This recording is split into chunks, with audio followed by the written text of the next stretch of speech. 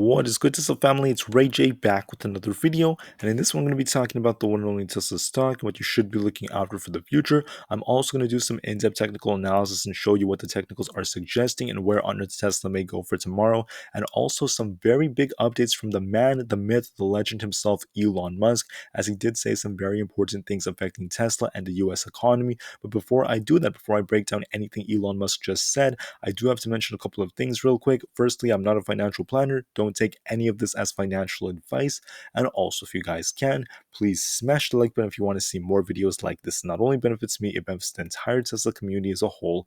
And the last things, if you guys can, please check out the Webull link down below and in the description. If you sign up for Webull, the link down below, and deposit any amount of money into the account, you're guaranteed 6 free stocks, each worth up to $2,000. And you could always sell these 6 free stocks for cash and use that cash to buy some Tesla shares for free in this limited time offer that ends in just 9 days. So please check it out before they run out. With that out of the way, let's get on with the video. So looking at Tesla, obviously this thing's up over 9% for the day. Let's go. And we were correct about this thing actually seeing this gap fill, and it did quite well. It did even better than I expected. But there are some very important warnings I have for not just the next upcoming weeks, but also for the next few days, including tomorrow and the day after, as the Fed Chairman Jerome Powell is going to be testifying to Congress. So firstly, let's talk about Elon Musk. What did he just say? He basically stated that a US recession is inevitable and it will probably come soon. Now, this is very important because remember, we have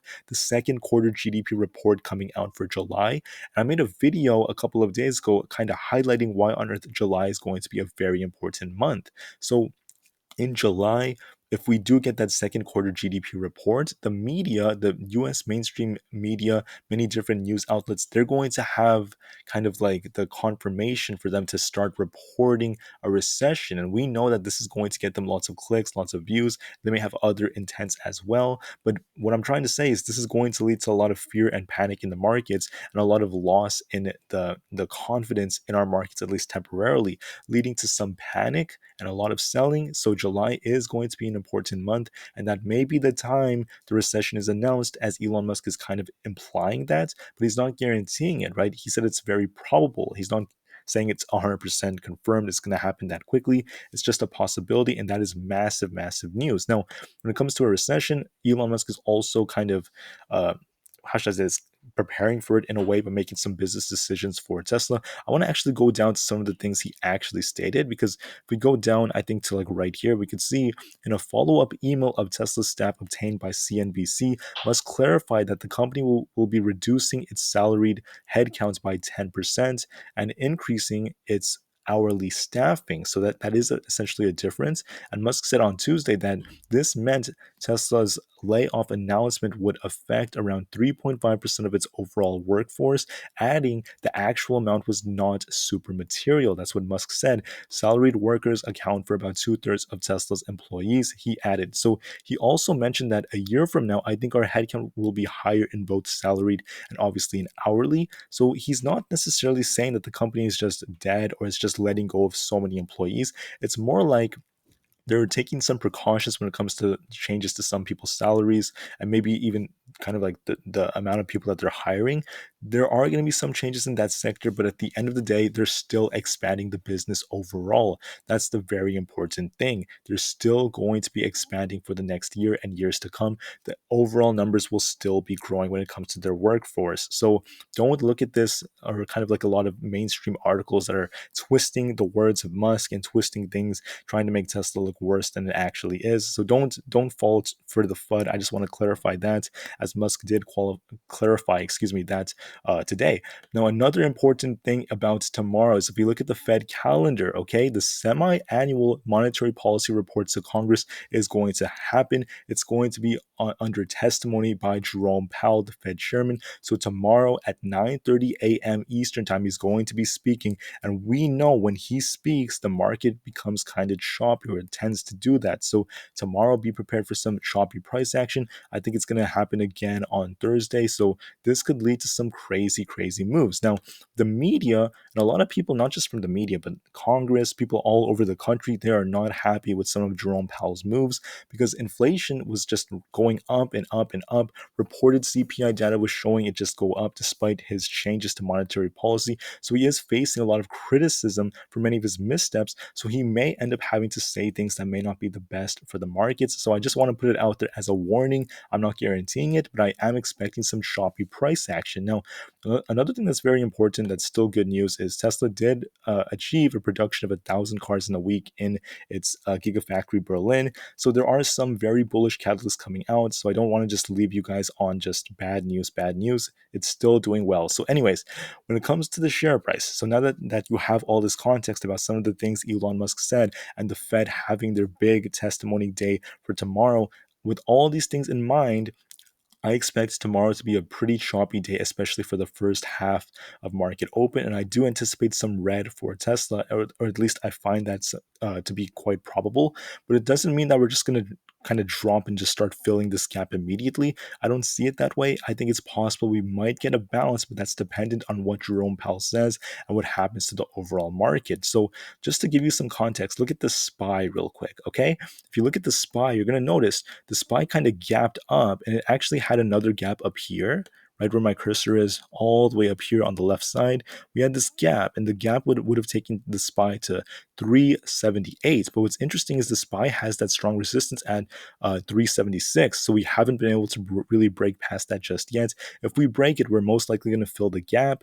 If we can't break it, if we start to drop tomorrow based off what Jerome Powell says, we're most likely going to end up filling this gap. And if we drop, in my opinion, below that 371 range, then we're most likely going to drop down and start to actually see some gaps get filled. The key zone is 370 for the SPY, and the Nasdaq's in a very, very similar pool. Let me actually pull up the Nasdaq real quick. We know this is very important for those tech stocks, and we could see the similar gap for the Nasdaq too. So Tesla has a gap like this, so does the SPY and the Nasdaq. So this could be a very important indicator that we may actually see some red moves in the near term future. Now, the question is, are we going to fill the gaps on the way up or are we going to fill the gaps on the way down? I mean, there's no way for me to say this with 100% certainty considering that Jerome Powell is speaking. But as of right now, I mean, the market hasn't shown that sign of a reversal just yet. And so far, we are holding. So I would like to be a little bit more on the optimistic side. So what are we looking out for Tesla? All right. So Tesla started pushing up, okay? It pushed up and up. We actually broke past 700, which is very good. And we actually pushed past 715, which is another key zone, going to that 730. So I already had 730 in mind as the key resistance level, and that was already what ended up happening.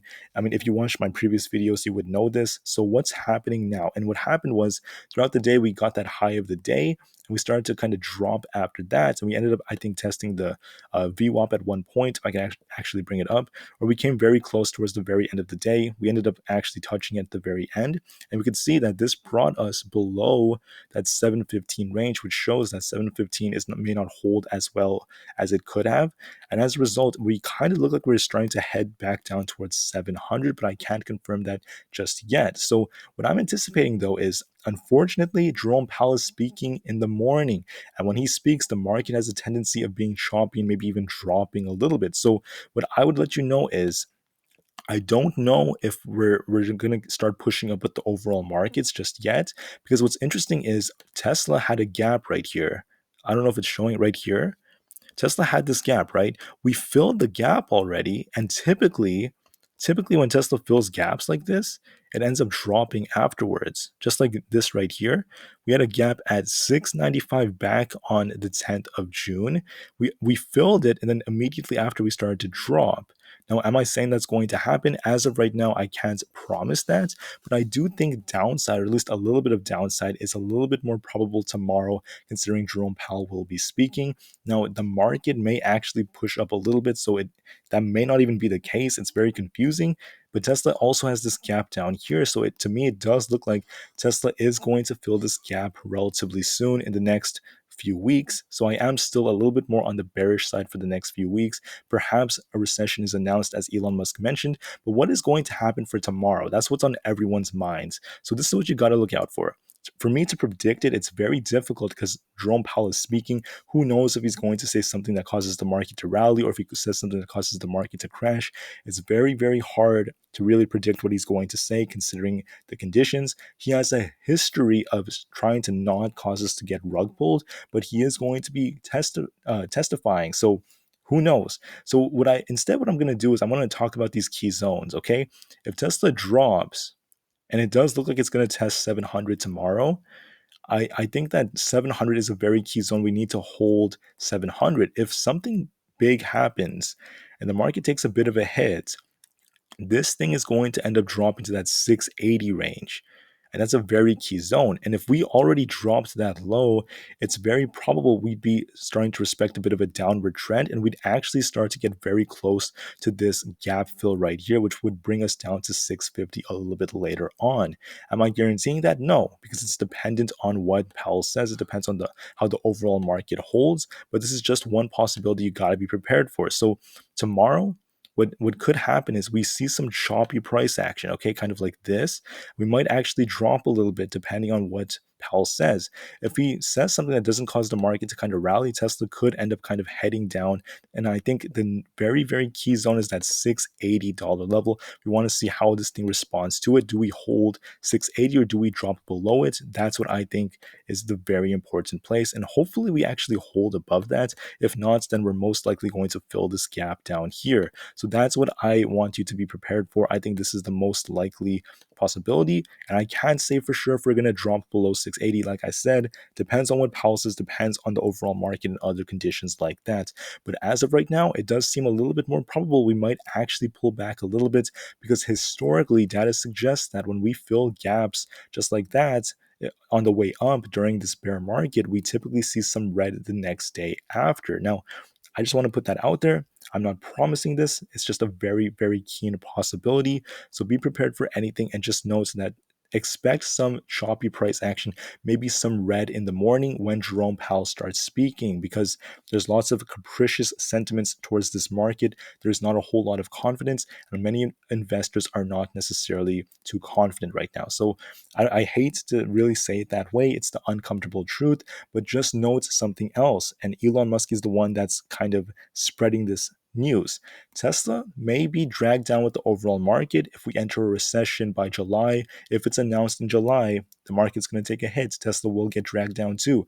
But it's not the end of the world.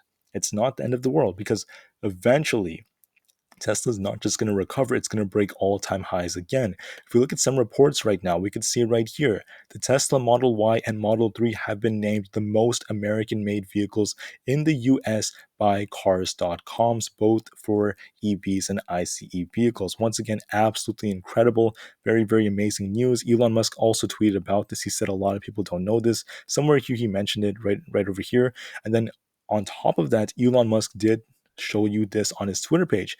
This person known as Tesla owner Silicon Valley, they basically tweeted that the Cybertruck to the rescue on a hot day with ice cream, CGI in real life at Elon Musk, and Musk responded, CGI in real life. So remember, all right, remember, this is just a temporary bear market. It's not going to last forever, okay? If you're willing to wait and be patient, there's going to be a massive squeeze like event in the market, in my opinion, when the recovery starts. It's going to happen in a flash. It's going to be amazing. And Tesla is going to keep on running for many years to come. The Cybertruck is coming soon. The Roadster is coming soon. They have AI Day in the future. They have the stock split coming. I mean, there's still good catalysts. Even for the short term, some things may help us a little bit here and there. But even if the market's choppy for the next 6 months, it doesn't matter to me. It doesn't matter. It's a good buying opportunity. And for the long term, the next 2, 3, 4, 10 years, this thing is going to soar. I'm still very bullish, very excited, and Elon Musk is reminding us of how incredible this company is. So that's the bottom line, okay? Short term, yeah. I mean, I do think downside's a little bit more probable based off this price action we're seeing, based off Powell having to speak, other things like that. Long term is still great. Last thing I wanted to do is actually look at this from a more look at more other technical indicators. Look out for those VWAP tests. Those are also very important. And what you can see right here is we could see the RSI starting to kind of reduce itself a little bit. It is possible that 730 was the high, and I do think that it seems more probable based off the data we're seeing. And there is that gap down there, so be on the lookout for that. I mean, tomorrow is very unpredictable since Powell is speaking. I just wanted to put the data in front of you just to give you a good understanding of what on earth may end up coming. Now, if you look at the Bollingers, obviously they're spread out pretty darn well. They're not necessarily contracted, and they did contract down here before we got that breakout, but we're actually testing this upper band right here. And typically when we do that, and you can see historically, when we do that, and this is two standard deviations away from the basis band. So I know that's kind of confusing, but you understand, typically when we see it run this hard in one day, there is going to be a little bit of downside after historically. So I am aiming a little bit in that direction. So that's essentially what I have for this video. Thank you so much for listening. I can't promise anything because we don't know what Powell will announce, but I hope I brought some value into your guys' lives. I definitely expect some maybe red and choppy price action in the morning, so be prepared for that. With that said and done, thank you for listening. Short term, yep, probably bearish.